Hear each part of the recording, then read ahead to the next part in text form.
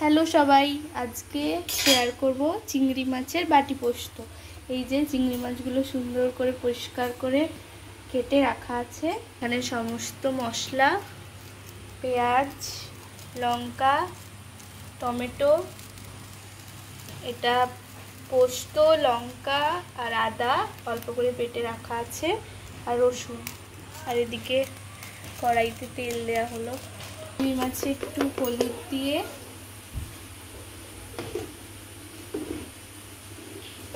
আর একটু নুন দিয়ে ভালো করে মেখে নিতে হবে। চিংড়ি মাছটা একটু ভেজে নিতে হবে, অল্প করে ভাজতে হবে, একদম ডিপ ফ্রাই করা যাবে না। আজকে রেসিপিটা আমার মা বানাচ্ছে। মা এখন মাছগুলোকে তুলে নিচ্ছে, ভাজা হয়ে গেছে। মা এখন কড়াতে তেল দিয়ে দিয়েছে। মা এবার রসুনটা দিয়ে দিয়েছে তেলের মধ্যে। এবার ভালো করে একটু ফ্রাই করে নেবে। কেটে রাখা পেঁয়াজগুলো দিয়ে দিল।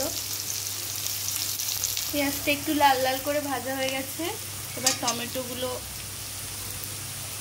মা দিয়ে দেবে, লঙ্কাগুলো মা দিয়ে দিল।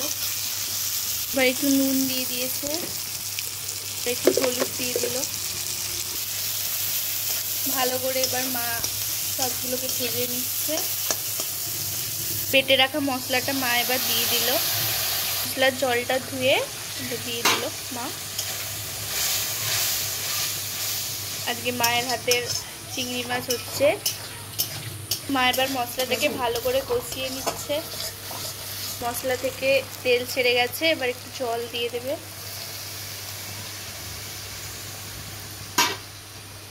জলটা একটু ফুটে গেলে চিংড়ি মাছগুলো দিয়ে দেবে। ভেজে রাখা চিংড়ি মাছগুলো মা দিয়ে দিল।